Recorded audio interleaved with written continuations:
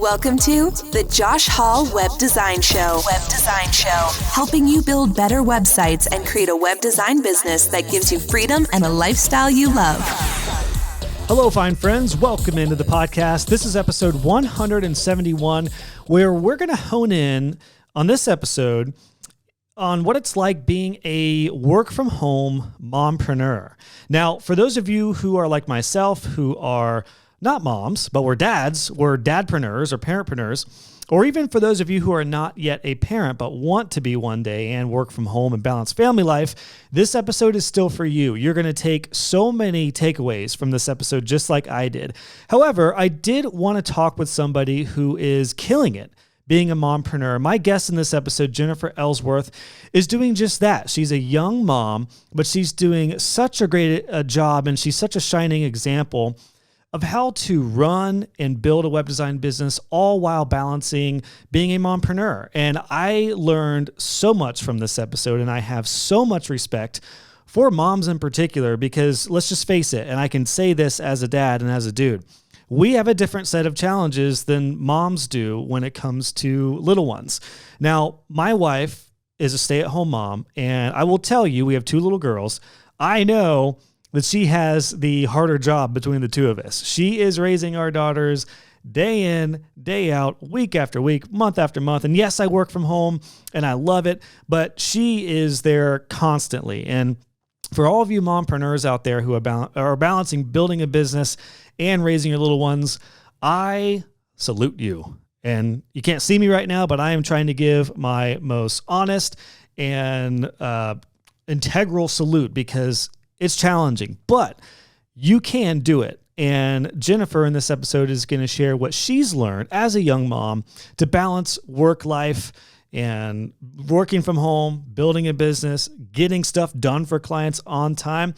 I so enjoyed this episode. Jennifer was a blast to talk to, and I think you're going to learn so much as well. So super excited for you. Again, for those of you, particularly if you're mompreneurs, but even those of you who are dadpreneurs and are eventually going to be parents. Now, before we dive into this episode, one thing regardless that you can do as a parentpreneur to help you when it comes to work-life balance and keeping some stable income going is to build your hosting and maintenance plan. That is called recurring income. If you have not started building your recurring income, or if it's a little flat and you would love to build more solid recurring income, my website maintenance plan course is open and ready for you right now. So you can join that today, and I'll help you craft your perfect hosting and website maintenance plan. That way you can build stable, reliable income so you can have a better time balancing work life and home life balance as a mompreneur or a parentpreneur. Without further ado, here is Jennifer Ellsworth. Let's have some fun.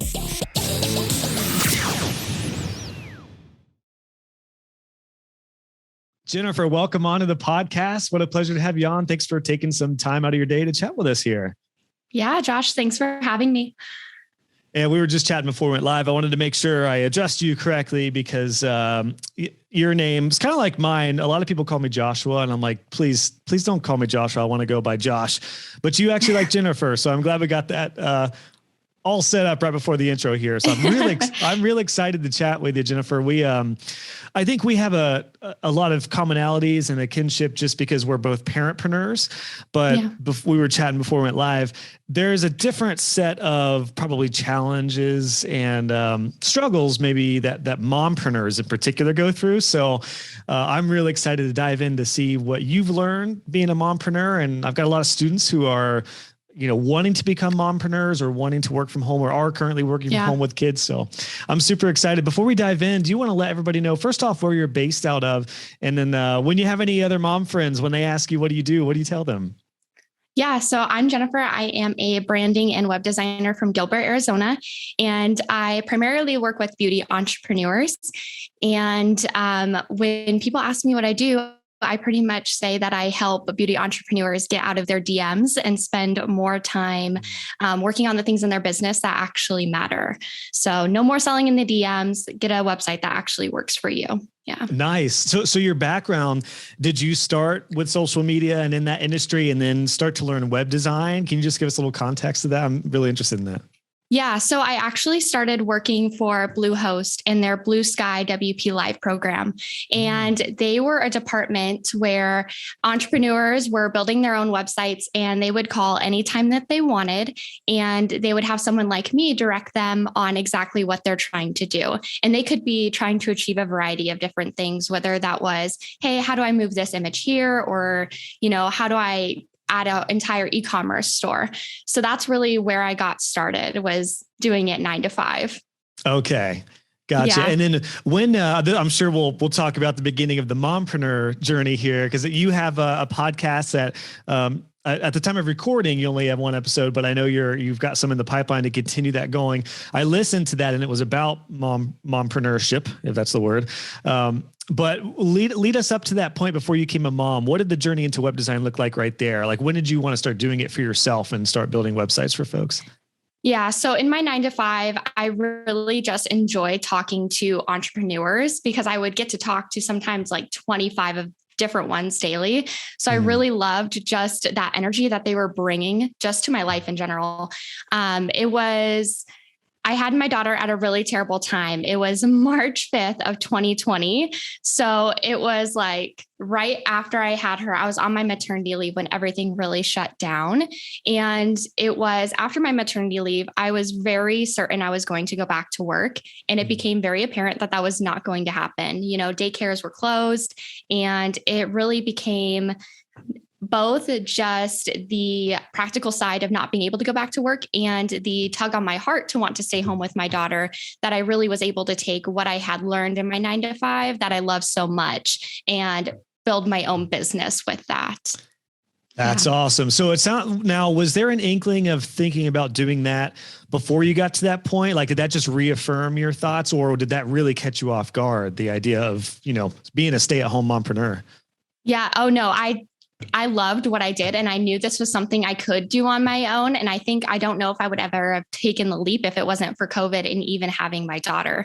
So I'm really thankful that timing really lined up really right for me to be able to take the leap into that. And, when you talk to entrepreneurs all day and you're watching them, like the firsthand struggle of them trying to build their own website, and it's all WordPress. So they're learning how to do Divi and WP Bakery and Elementor, and they're just struggling. And you're like, there's such an easier option for them to have someone who is their one go-to person that could build it all out for them. Gotcha. Yeah. So that kind of was the jettison of you thinking about doing this for other clients. And did you already have your kind of target market defined early on? I did not. So when I first started my business, I was really just, whoever wants a website, I will gladly build it for you. And it wasn't until very recently that I really went down the beauty entrepreneur route when I saw a real need for that, especially in my local area. Okay. And I'm asking this because I think it gives some context when you are a work from home web designer and entrepreneur. It's like, if you're really defined in one market, you kind of know where those people are, whether it's just online or in certain events that are in person. Obviously it's a little bit different right now. Or if you're a generalist, it's like I said, I'll take anyone, anywhere, whatever, I'll build your website. And then there's a ton of different strategies for that. So that's really interesting to hear about how you which it's really common, Jennifer. I think like all web designers pretty much kind of just fumble into their businesses, and then we end up seeing what we like to do and seeing what works. And then the options are endless. And you're hitting on some interesting points already, because I feel a little conflicted with everything that's happened over the past couple of years, because COVID has honestly been amazing for web designers and a lot of online entrepreneurs. And it is weird, isn't it? Like, I don't know if you felt that, but I feel so lucky and privileged that, and I'm sure you do as well, that we're in an industry where we were able to stay at home with our little ones. I have 2 little daughters. You just have the one, right? Yes. Yeah, the one right now. So like, we're in an industry where web design, we can do whatever we want and work from home and focus on our strengths. So it's kind of a weird feeling, isn't it? Like, despite the weird thing that's happened in the past couple of years for us, I guess on the same token though, like, we have made the best of a situation, I feel like. And it sounds like you did too. You made the best of that situation, becoming a mom and providing for your daughter, and making the best of this situation where you couldn't go back into an office. Yeah, I completely agree. It's definitely an oxymoron, but looking back, it's like a whole whirlwind, but it's so amazing all at the same time. So bring us back to so spring 2020, new mom, you decide that you want to stay home with her. Totally understand.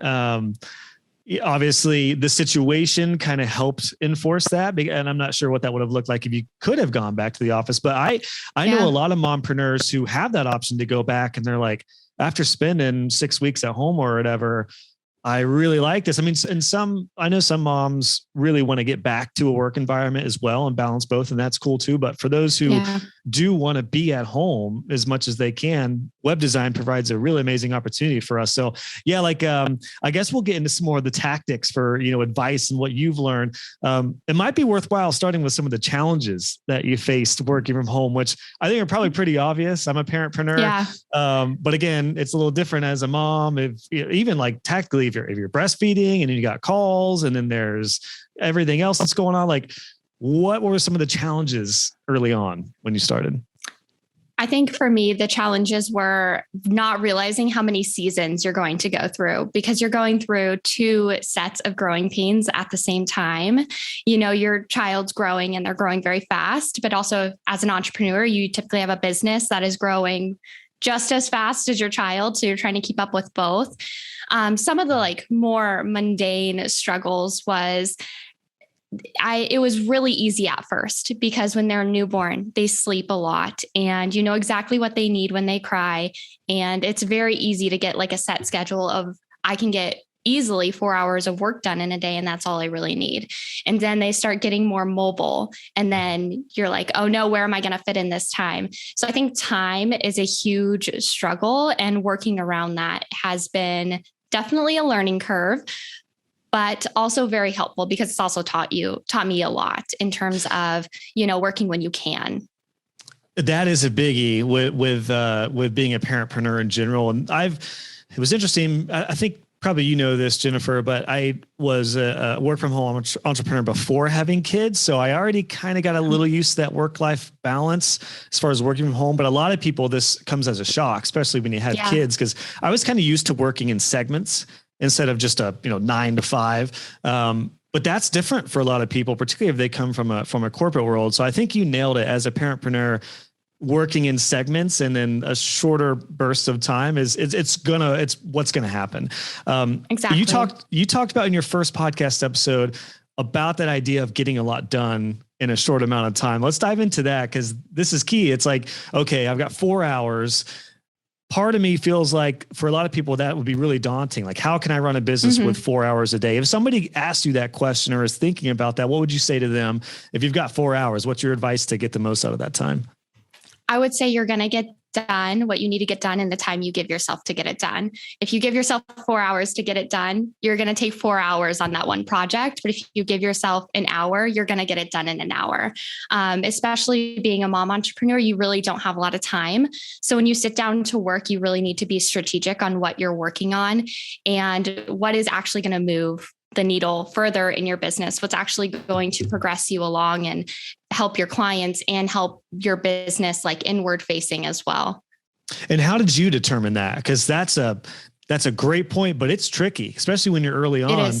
And it depends on your and not you specifically, Jennifer, but just for anyone when they're starting this, it's like, depending on your background, you may know your strengths if you've already been in different positions or had different businesses. But for those new to business, you might have to find your strengths. So how did you determine what were the right things to focus on, and what were the things that moved the needle for you? Well, it definitely was trial and error, because there is always going to be time, especially when you're new in your entrepreneurship journey, that you're going to waste a lot of time on things that maybe don't make a lot of sense. There's been times where I spent hours perfecting an onboarding process with no clients to onboard, and that doesn't really do any good.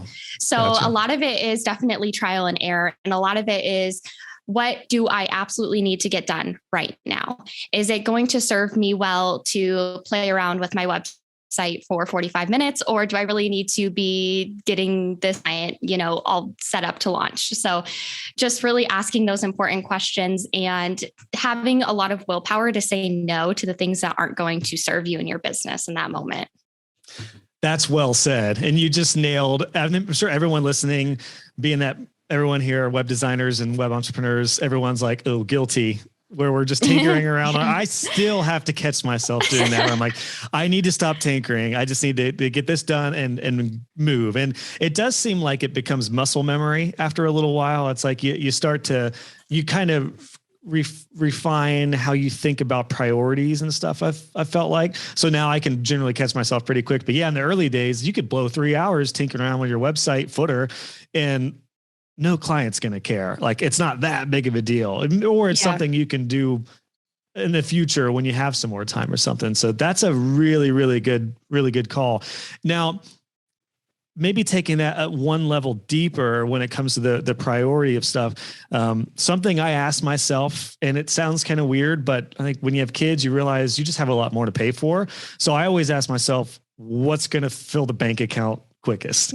And exactly. It's an interesting strategy. I don't necessarily always going to that, but when you're in a point where like, okay, I've got 4 hours, what is going to get a payment through? Did you ever think about it like that? Or what were some of the metrics that you used to help you, again, kind of figure out the priority on maybe a deeper level?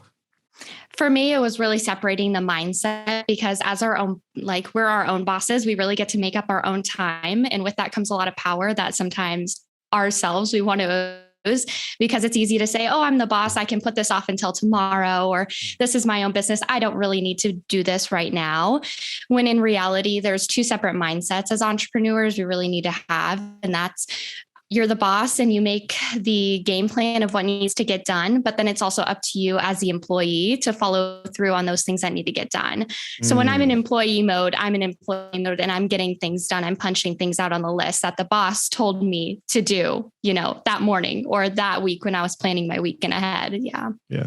So does, I'm just imagining Jennifer going in boss mode and talking to employee Jennifer, and then somebody on the other side of the wall going like, oh my God, she's talking to herself, and welcome to entrepreneurial life. You're right. Yes. You do have to you do have to kind of become your own boss. I know a lot of people want to start their own business to not have a boss anymore. And in a weird way, it's like, well, now you have to kind of become your own boss, because somebody's got to decide what to do and make sure it gets done.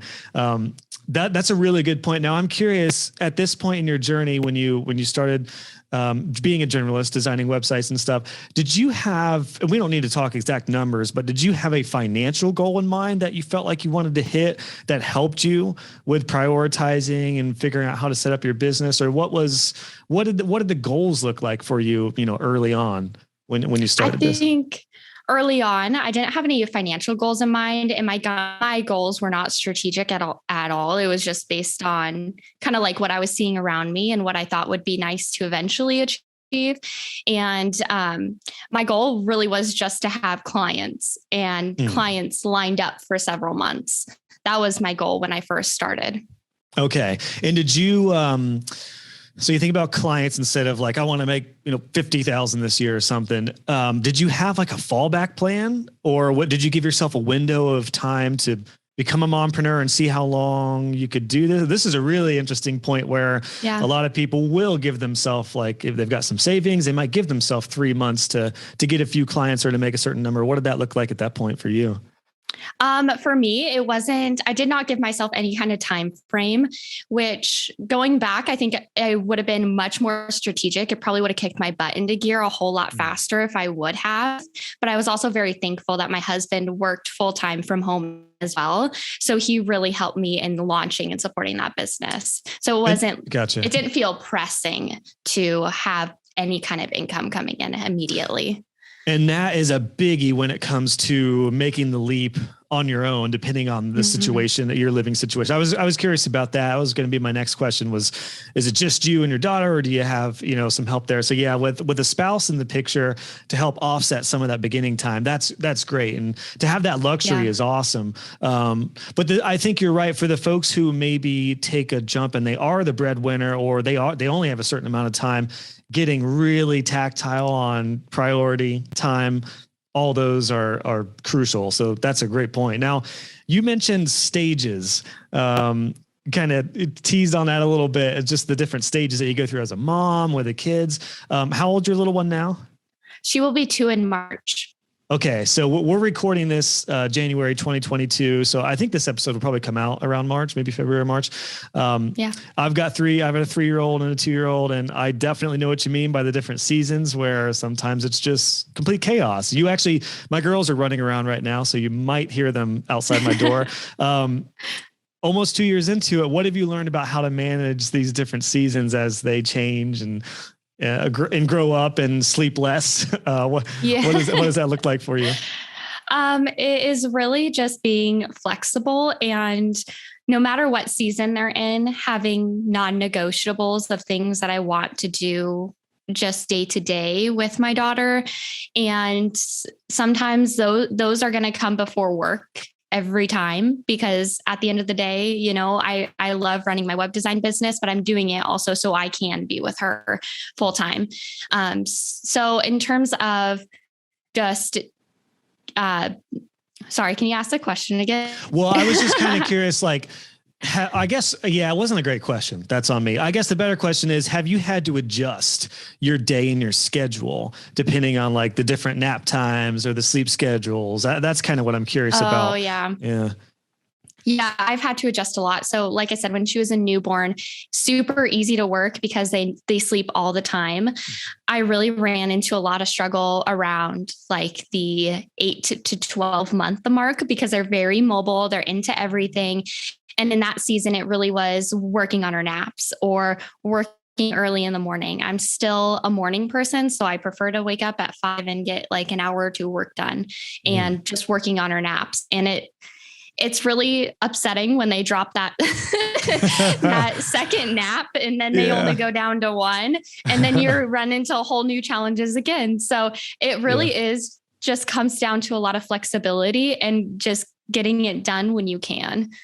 And do you, and hopefully the naps that one nap starts to stretch out a little more. I'm blessed with good sleepers, but my oldest does not nap anymore. And my youngest, she takes a good 2-hour nap in the afternoon. So that's from what I hear, that's pretty good. Yeah. But I'm curious, so your husband, does he help out as well? Or is he in a more strict work from home type of role, with helping out with the little one? He does. Yeah, he helps out so much. There's times where I have to jump on a call or jump on a meeting and he's able to help. He actually does website migrations with Bluehost. So we're kind of we both work in tech. So I'm thankful he has something that's flexible like that to kind of jump in when I need. And you can have somebody to talk the same lingo to. I know I recently had one of my students who her husband and her run their business, and they do a lot of hosting and stuff, so they can chat about it and they know their clients. And because if your husband's what is WordPress, that it can be a little that can be a little lonely when you're a mompreneur or just a parentpreneur. So that's good to know. Now I'm curious as far as this, what you need to get done and what you want to get done per day and per week. Do you set those out? Are you pretty disciplined with, I'm going to get these things done today and then these things done this week? How do you do that? What works for you? Yeah, I'm pretty disciplined with it. I really try to do it at the beginning of the week and just be really realistic with the time that I have. And it's easy to go in and make that to-do list and want to get it all done in that week, but you really do have to be realistic in the time that you have. And right now I'm very thankful that I can make full-time income and part-time hours. So knowing I only have that set amount of hours per week on top of, caring for my daughter, I really am strategic on what I set aside to get done. I also leave room for, a little bit of if a client really needs something that needs to get taken care of, there's time for that too, which also just helps tremendously stress wise, because you don't want to take away from, your family either. I love what you said there. Full-time income, part-time hours. That's awesome. Might need to think about changing the title of this episode because that was great. Now, okay, so that's really cool. I do have a question about clientele though. Well, let's get to clients in a second. Before that, do you structure your days differently? Do you have certain days for calls and then days that are no calls? And do you work Monday through Friday? What does your daily and weekly structure look like? So I do work Monday through Friday, and I don't have any structure for meetings besides the fact that they're all done on nap time. Of course, that's a given. Other than that, I work, in the mornings. I typically work from 5 to 7:30 or whenever my daughter wakes up.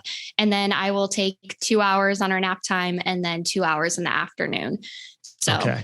So about 4 to 6 hours a day is what I average. And it is amazing what you can get done in that time, isn't it? Like it is.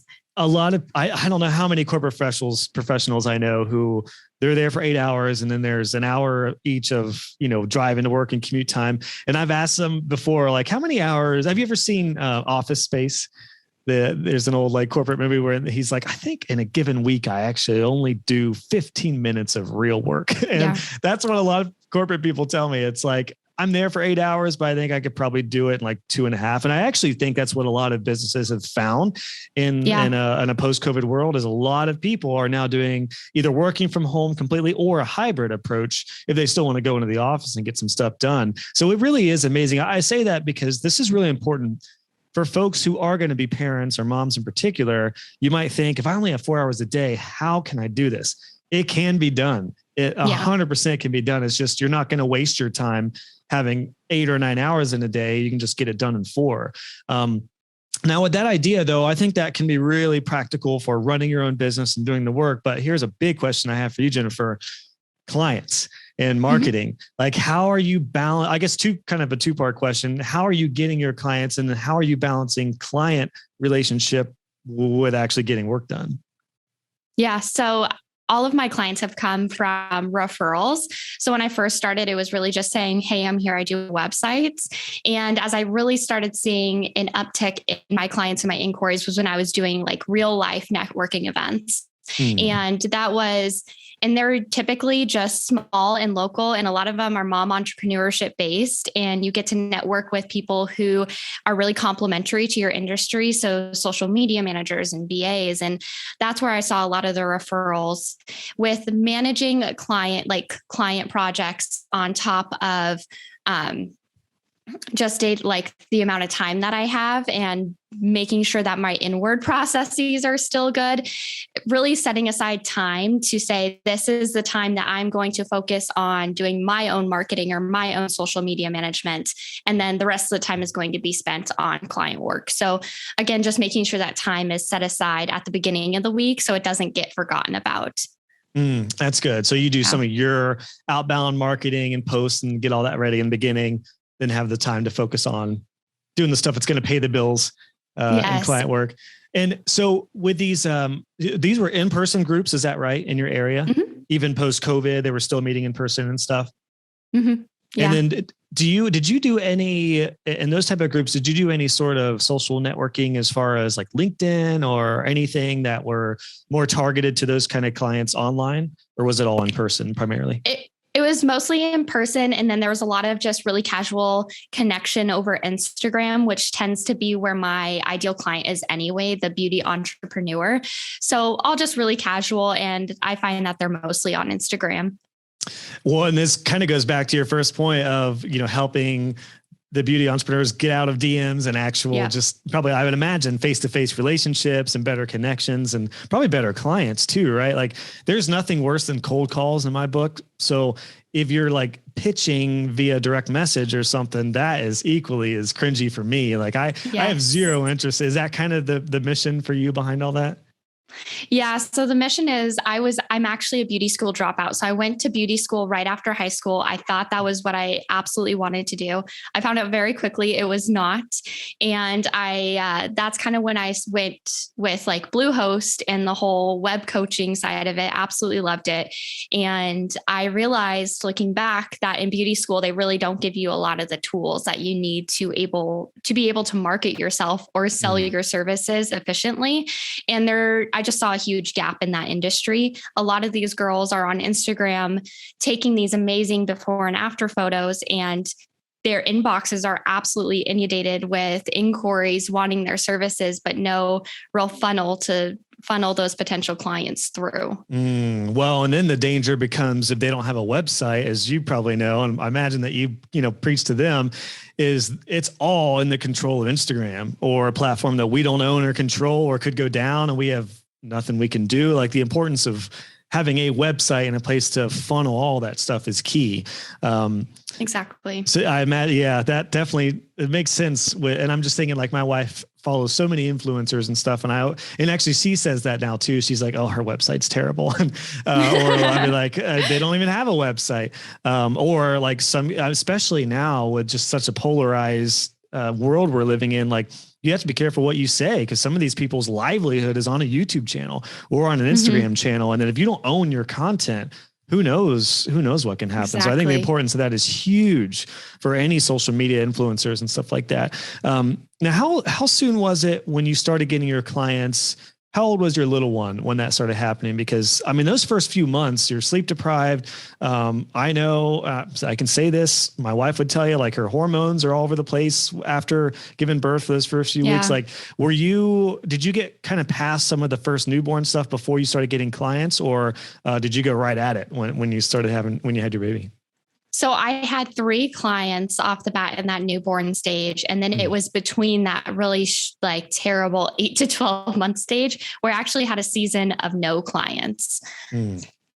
Yeah. That is very common, by the way. That happened to me. And I swear that happens for whatever reason, a lot of my students, they have a huge influx at first, and then it just seems to drop for maybe it's a couple of weeks, maybe it's a couple months. But then would you back me up in saying that by sticking with it, it finally turned the corner? I mean, obviously you're here, so I imagine it did end up turning that corner, because that seems to be really, really common. Yeah, it does. And it's really hard to stick through it, because there was a season, I think it was 6 months, where I could not get an inquiry, but you just keep plugging along, and then eventually it all comes full circle. And now I'm able to say that I'm where I want to be, where I am booked out for a couple months. But yeah, sticking with it is the hard part, especially as a mom entrepreneur, when you are limited on time and you're not seeing results from the time that you're putting in. It's really just important to really stick with it. And what about that period where, if and when you do have a down period, what did you do in that time? Did you focus on just refining your systems and just getting better as a designer and copy? Like what were you doing during those months where you weren't getting the leads? So I did a lot of refining in my own internal processes, and I rebranded and rebuilt my entire website as well. But I think the most beneficial part of that season was I actually invested in a course called Booked Out Designer by Elizabeth McCravey. And I went through that, and it was absolutely phenomenal. And it really just helped me get those clients that I knew were going to come. Gosh, well, I probably don't need to say it, but that is crucial. Like when you are in a point where maybe you don't have that many leads, use it for personal and professional development. And I know that's what no one wants to hear when they're in that season, because it's like, I want to fill my bank account right now. And I understand that, but I promise you, if you work on yourself and work on your services, it will pay off and it will turn around. And when the tide starts to turn, you will exceed that like tenfold. And I can't tell you, Jennifer, how many students I have who have been through that, and now they're like slammed. They're like, I started, there was a buzz, and then kind of went dry for a little bit, and then now I'm slammed. And there might be a lot of reasons for that. I think honestly, that could be just because when you start something, you have a lot of momentum and a lot of buzz, and you might be attracting because you're kind of putting that out there. And then once you settle in, a little bit of stress comes into play, then you're busy doing work. And this happens in a lot of cases. And I think and for the case of a lot of moms, they might market a lot at first and be really exciting. And then they're doing the work. And then suddenly you might not be marketing as much. And that's why sometimes that dry spell can happen. I know that's not your case, but there's some really good lessons as far as what to do, in that time period. So that's really good. Personal development, invest in yourself. Did you view like the course that you went through and stuff like that? Did you make that a project? Because that's another question a lot of folks have, and including a lot of my students. They're like, I want to take that course, but I don't know if I have time right now. How did you make that almost like a project in your allotted work time to be able to get done with that? Yeah, I really made it a priority. So with not having clients, I just took the time that I would have been spending working on client projects and put that time all towards focusing on the course. Yeah, that's a good way to go. I've always recommended, if you're going to take a course, You got to make it a project. And I say that to myself. I'm sitting on one course right now that I started and I didn't finish. I'm like, Josh, now I'm starting to talk to myself. I'm like, get your course done. But I got this interview with Jennifer. So we're going to do this first. Now, that's really cool. I'm kind of curious, and there may be some more personal aspects of this being a mom and being a business owner. Did you feel that you were viewed differently from any clients? And subsequently, did that help you determine like who your ideal clients were? Because I think most people are cool with people working from home, but I do, and I can't say for sure on this because I haven't really seen this in my networking group or my professional circles, but I would imagine that some business owners might be apprehensive with a mom who is busy with a newborn daughter to take care of their stuff. Did you ever feel that? I'm not saying I would say that, but I'm just wondering if you ever experienced that. Yes and no. And I think it really just took a lot of discovering on what clients were right for me too. And I haven't seen a lot of hesitancy because I'm a mom. I've actually seen more hesitancy because of my age. So I'm 22. So people view me as what do you know? How can you help me? And there comes a lot of struggle with that and really just determining what clients I mesh well with. And to say I don't mesh very well with maybe industries that are more masculine or, that have a lot of older demographics in them. There's not a lot of old men who run, really high octane businesses that want to hear web design advice from a 22-year-old, and that's okay. Everybody has, their preferred professional. So I mesh well with a lot of, life coaches, beauty entrepreneurs, and also just other women entrepreneurs in general, because they know what it's like to be a mom and they don't really have a problem with my age or the fact that I'm a girl either. So you started your business while you were 20? Is that right? Mm-hmm. You started your business, Jennifer, before you could legally drink. Are you kidding me? Let's just say if I started a business when I was 20, it would not have gone very well. Definitely not as well as you've done it. Did you find that becoming a mom helped mature you for that? Or do you feel like obviously when you become a parent, you mature in so many areas. It's helped really revamp my mindset with money and priorities and stuff. What about you? Being a mom at 20, do you think that, I guess the question is, do you think that helped you, really grow your business and make it more mature pretty early on? I think it made me grow my business a lot faster than I would have otherwise. I think having the sense of freedom and being able to work from home is something I always wanted, even in high school. So I think I would have taken this leap eventually to do exactly what I'm doing now. I think motherhood just pushes you a lot further, a lot quicker. And there's a lot more motivation that comes from, having a child that you want to do it all for them. Yeah. And so at 20, starting your business, did you go to college or anything, or what did your background in education look like? No, so I did not go to college, and like I said, I was a beauty school dropout. So no college, dropout. Right. Yeah, no college, beauty school dropout, and I knew graduating high school that college was not right for me, and that's just I was very comfortable making that choice. I still am very comfortable saying college was not the right choice for me. So. Well, I don't know how long you've listened to my podcast, but you've probably heard me talk about that. I totally agree. Certainly not against college, but it definitely was not right for me. I went to night classes at a community college, which helped. But I wish I would have just taken online courses from people who were actually doing stuff that would have, expedited the journey. So yeah, gosh, I can't believe you're only 22. I'm a little upset, Jennifer, because again, I started my business at 23. Well, let's see. What am I? I'm 35 now. So I was actually 20. Yeah, 23 is when I started. But I mean, I had drum lessons on my business card with websites and MySpace pages. So talk about not in the mature category early on. So you should definitely be proud of yourself with what you've created, at your age and at your level. That's awesome. Thank you. I personally, just on a personal note, I think that's great. I think someone like you would be hindered by academics, and you would probably you could soar a lot higher and a lot faster without anyone holding you back. We'll put it that way. So yes, I love what you're up to. That's awesome. Man, that's really good. We've covered a lot of great stuff so far with just some of the practicalities and everything.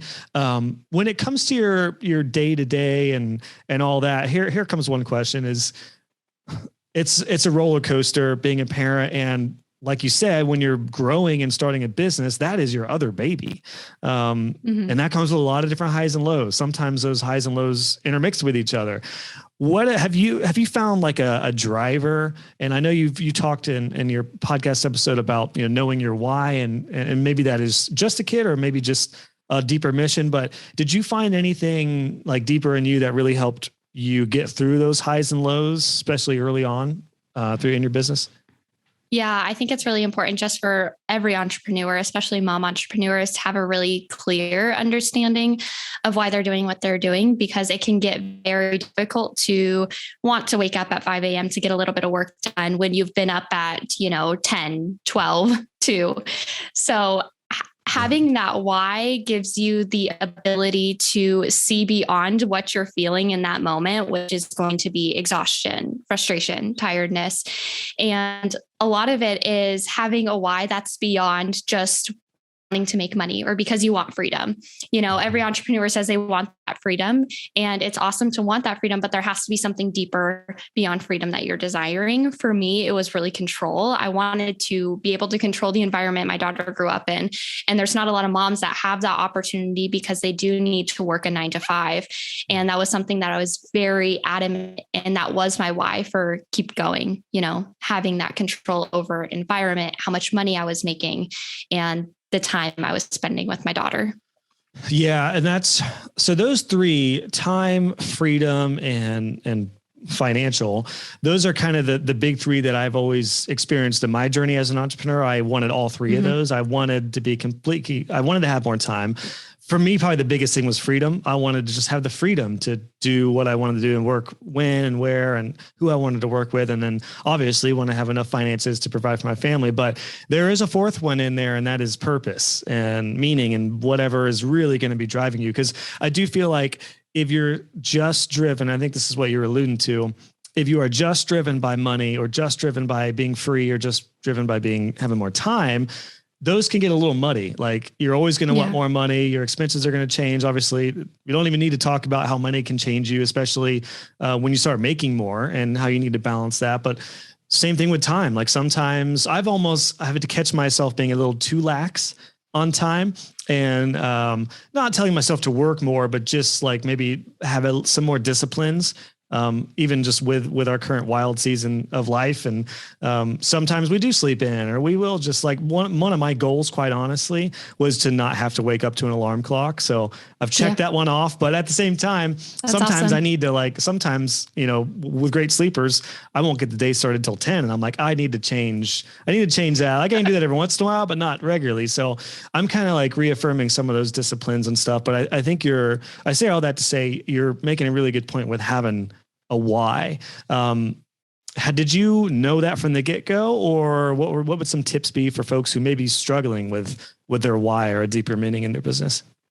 No, I don't think I knew that right off the bat. I think I really just wanted freedom was like my overarching why. I really took a lot of time to dig deeper into why I wanted that kind of freedom.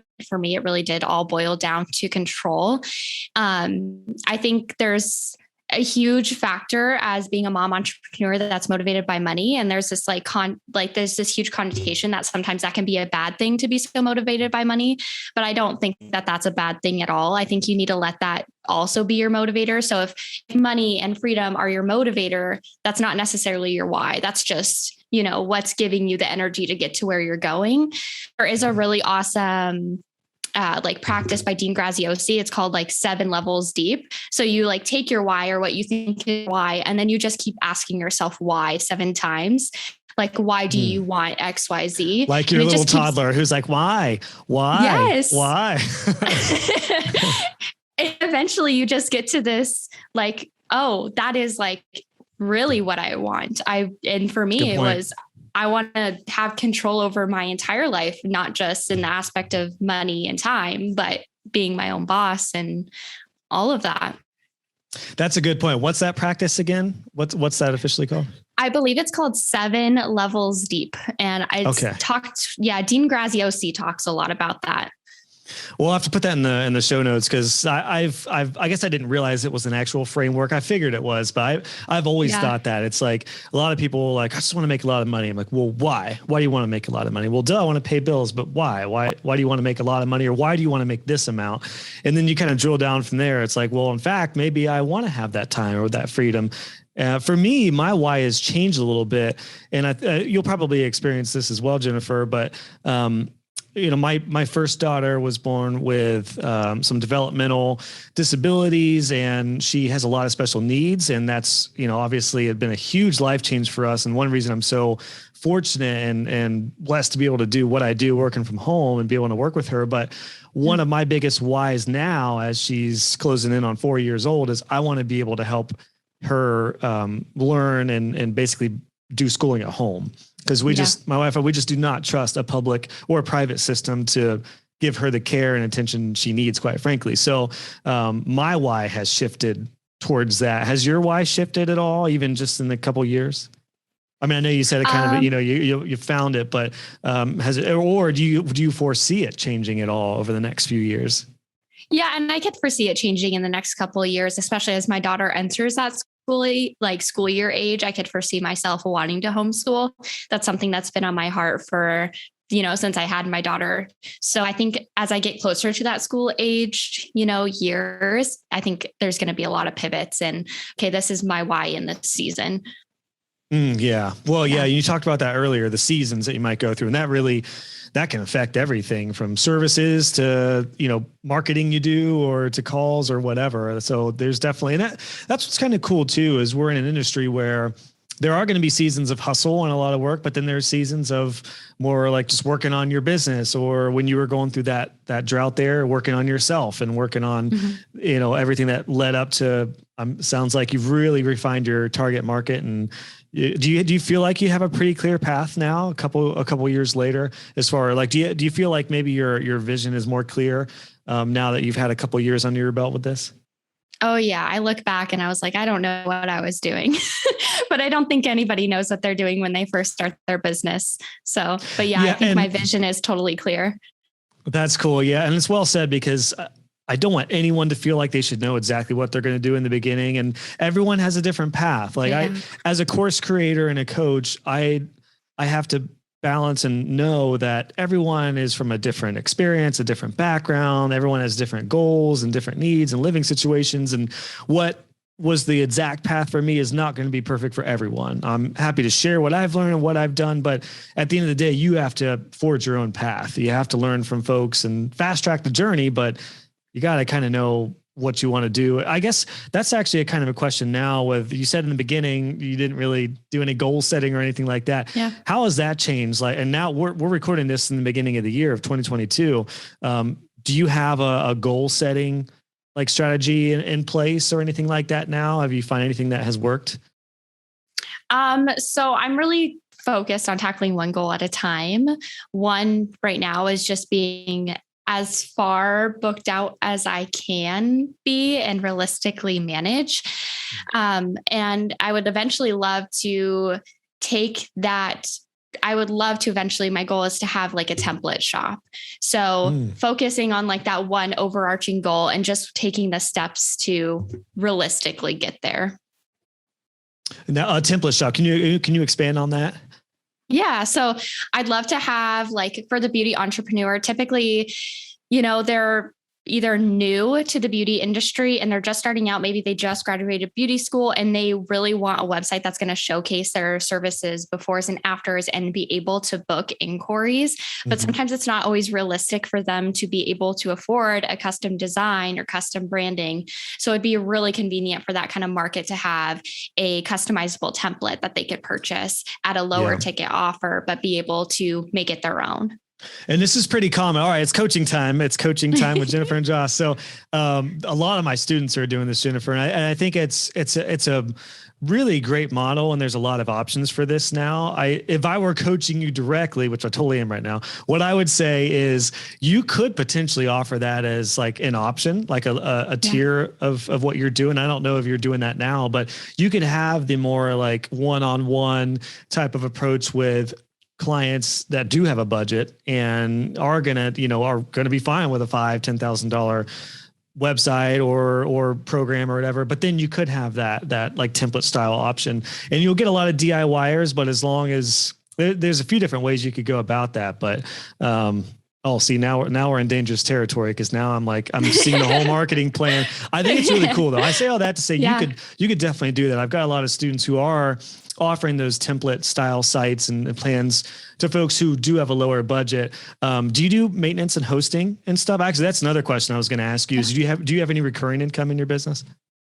Yeah. So I have one retainer client, and they are essentially, they just run such a large scale, like brick and mortar shop, that I just do a lot of their e-commerce inventory and email marketing stuff for them. But they are the only one retainer client I have. Other than that, I don't offer any kind of like hosting or maintenance package. Okay. So that's my challenge for you. Number one, I know this is a podcast interview, but I have to encourage you to really get your maintenance plans and hosting going, just because every client you get, you can do the hosting for them. Being that you're familiar with Bluehost and your husband's a server guy. My gosh. I mean, that's like, you have all the making, put him to work. You have all the making for recurring income with hosting and maintenance. So I'm sorry, I don't mean to, get all coachy on you, but I can't encourage you to do that enough, especially if you're going to, and the reason I say that is because if you are going to do template style sites, and this is biggie for all parentpreneurs, and you want to make more and work less, you got to build recurring income. I would say that in your case, you could, if you're using a template style site, you could probably more so get people signed on with maintenance and hosting and have the website be a part of it. Especially if it's a template site that is, they have a certain amount of images, certain amount of pages that they can choose from. You can have a done with you type of approach, and then they just sign up for hosting and maintenance for a year or 18 months, and then the website comes with it. That's what I would do. I feel like that could be a really, really cool aspect for your business, and you could really, help out those folks. And then for the people who, again, they want a legit website and branding and copywriting and everything else you're doing, then that's where those could be the higher end type projects. Yeah, that was definitely a path I was toying with for a while when I was deep into WordPress sites. I've actually made quite a transition into Show It here pretty recently. So with Show It sites, there's not a ton of like the heavy WordPress maintenance that goes on in the back end. There's like a little bit, but it's actually a lot more manageable for the clients that I end up having, which is typically the beauty entrepreneur who doesn't have even the income to really think about having a back end, website maintenance person to handle all of that.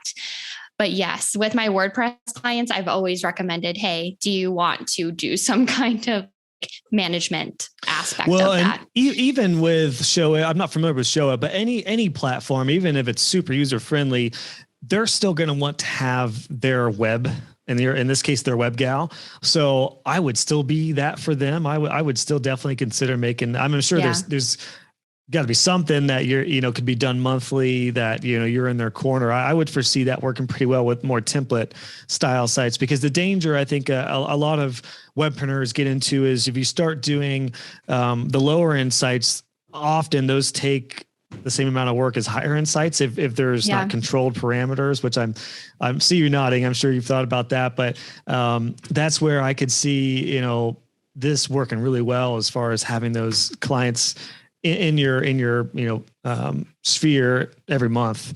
That could be pretty cool. It'd be a good way to support them too. Like a lot of people have no budget would totally do a lower end or lower cost thing. It's monthly rather than a $2,000 website. Yeah, for sure. So that could be pretty cool. And I'm sure you resonate so much with that industry since you've came from that. And I'm sure you know exactly the challenges that they face. I mean, gosh, that could be really cool. Yeah, all the wheels are turning now. I'm like going to have to write all this down after. Oh yeah, you're waking up. If your daughter's not going to wake you up at 3 a.m., you're waking up. You're gonna be like, I've got it. It's all come to me now. But this is huge for being a mompreneur and being a parentpreneur. You do have to think about what's going to be sustainable. And I mean, honestly, I just said, I'll say it again. The trick to being able to work less and make more is to have some recurring income that's stable. And so you don't have to actually do the work as much. That was another question I was going to have for you here, Jennifer. Are you doing it all yourself right now? Or do you have any help? Do you have a team or subcontractor or anything behind you? Nope, I'm a one-man circus right now, but I foresee that quickly changing. Yeah. I think I'm in the works of trying to find, I think a VA at the moment would be really good to just touch some of the things that I don't need to be touching on a day-to-day basis. Probably be the next step for me. Yeah. What would you say your zone of genius is? Like, what's your superpower? Marketing and design. I love getting into, I love building websites, but I don't want to build them just for them to be pretty. I really want them to be well written and work really well for my clients. So I love going through a lot of marketing strategy with them. And all of my clients have loved that as well. They don't expect to get a lot of marketing when they hire a web designer, but it really turns out to be beneficial for them, not just online, but in their day-to-day, processes as well. And the cool thing about that too, see, now you got my gears turning here too. I'm going to wake up at 3 a.m. and email you and be like, Jennifer, I got it. Here's what you can do. When you work with higher end clients where you're doing the marketing and more in-depth stuff, that all can filter down to the template style sites and the lower end type of startups and clients. Like you can really, I could foresee you doing both for sure. Just with the template stuff being more controlled and limited as far as what you do and what you offer. And then you can always, for anyone who's interested in doing this, you could basically have like 3 different tiers. You could do a done for you to where, Jennifer's doing everything. You could do a done with you where Jennifer helps with some content and copy and design. And then it's do it yourself. And then it's like, all right, here's some training videos. That's more of like the course kind of stuff, which don't even get me started. Cause I could definitely foresee you doing, some training and course kind of stuff. That way people could go through it and then do it themselves. So, well, we're getting into dangerous territory. I guess we'll keep it back to the mompreneur stuff, but all to say, there's a lot of different strategies there that can work for the mompreneur. Are you excited? Like, I got another question I have for you. How excited are you about this opportunity now that you have? Yeah, I'm super excited, especially watching it grow. It's super exciting, super overwhelming. And it just, you see the potential, like just have to keep running with it. Yeah. What are the overwhelming aspects to you? I think the overwhelming aspects are when it's growing so fast, you really have to grow with it. There's, you go through the growing pains of, as your child goes through growing pains, your business is going to go through growing pains, and just working with it to make sure you have a full handle on everything inward facing and client facing. Yeah. That's awesome. Well, Jennifer, this has been really great. I have one final question for you, but we've covered a lot as far as mompreneur and just, parentpreneur kind of stuff with how you really just how you structure your day, your story and how you transition into web design while balancing being a very young mom. I still a little upset that you're only 22 and you're killing it with your business. Like by the time you're like late 20s, it's going to be not like, I'll probably be like, I remember her. I had her on my podcast before she blew up with her brand here. We've covered a lot about, managing client work and again, just the priorities, which is big use of time, which is limited when you're a parent either way. So that was really cool. We talked a lot about knowing your why and having a deeper meaning behind just time, freedom, and money. Although you mentioned I think you mentioned a little while ago about the money stuff. And I will say a lot of people who feel like you shouldn't want to make more money for your family generally aren't the ones who have family and have kids. It's like, you freaking know how much they cost sometimes. And when there's medical bills in the picture, I'm 100% going to talk about money and want to make a lot of money. So just never feel bad for that, for sure, for anyone who's getting into this. But this has been awesome, Jennifer. I have one last question for you. But before that, where would you like everyone to go to maybe connect with you or find out more? Yeah, so you can connect with me on Instagram at it's jen.ellsworth_ or my website, jenniferellsworth.com. Awesome. Yeah. And we'll have those both linked in the show notes for you. So I have to ask you, no shocker here. Somebody is either going to become a mom or they want to be a mompreneur. Mompreneur. There's a whole new word. What would you advise them? What would be like one or a couple nuggets of advice that you would give them? It's never going to be perfect. You just have to do it, and don't be afraid to get scrappy with it, because it's going to be a mess, but you'll work through it and it'll be okay. Well said. All right. There it is, everybody. Thank you so much, Jennifer, for your time. This was really cool. I think this is going to help out a lot of folks who are parentpreneurs and definitely mompreneurs who are juggling everything. So like I said, can't wait to see what your business looks like in the next couple of years. I'm definitely looking forward to keeping track and seeing what you do. Awesome. Thank you so much, Josh. All right. Thanks, Jennifer. Hey guys and gals, just wanted to pop in with a couple things before you head out. If you enjoyed this episode, please consider leaving a review on iTunes or wherever you listen to this podcast. I would love to hear your feedback, and it will also help other web designers find the show. Be sure to check out the show notes for this episode. Just go to joshhall.co, click on podcasts, and search this episode number, and you'll find all the links, descriptions, and resources we talked about. And if you haven't already, make sure you subscribe, and you'll be notified when the next episode is live. Thanks again for tuning in, and I'll catch you guys on the next episode.